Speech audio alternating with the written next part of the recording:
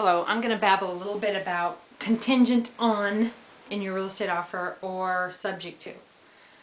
And there's a lot of things to say about this, but one thing I want to say in particular, and I might not be saying it perfectly, I'm sure that I'll get plenty of nasty emails telling me that.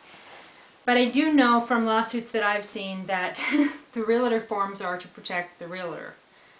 Big time, shocking. Things that you would think are just a no-brainer aren't really there. So, for example, if you do an offer contingent on a home inspection, all right, well, you do a contingent on a home inspection. So you get a home inspection and you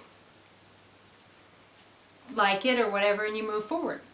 Say you ask for the seller's disclosures in an email, possibly to the seller's realtor, and you get those disclosures faxed to you.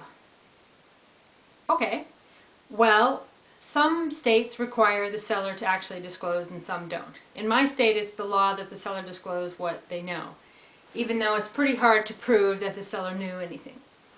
So, you pretty much, on the realtor forms, there's these boxes where you check home inspection as part of the offer, mold as part of the offer, seller's disclosure, blah, blah, blah.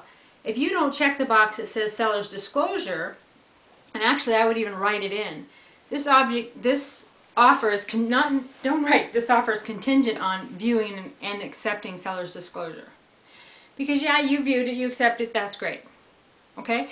So down the road, there's some problems that happen. Well, yes, you might have put it on contingent on home inspection, but you didn't put it subject to home inspection. You didn't put it subject to seller's disclosure. So, yeah, seller lied, cheated, and stole. The seller told you things that were wrong with the property, which was, they meant nothing, when really there was millions of dollars worth of stuff wrong.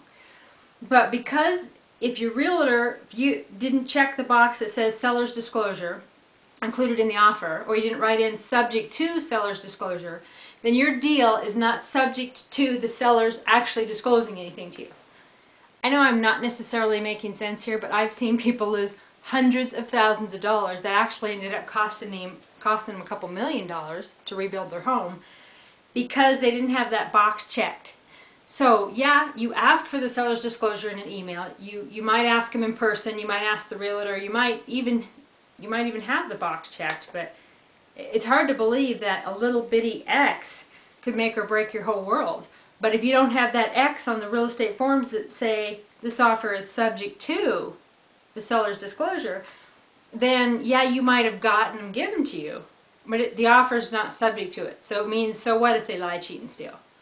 And with the home inspection thing, you might have put contingent on a home inspection, but if you didn't mark the box, so meaning what kind of home inspection you're going to get, that you're going to get one that the offer is subject to.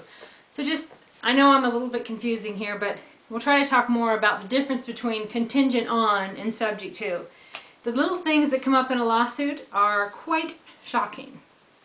So check out realestateindustrywhistleblower.com and savvybroker.com. I'll try to post some examples of this stuff. But for now, just know more and don't be afraid to write too much. You know, have a piece of paper or type it in, whatever. Any questions you have, email them to the realtor or to the seller. Make sure that they get emailed back to you so you have proof. Don't ask them in person.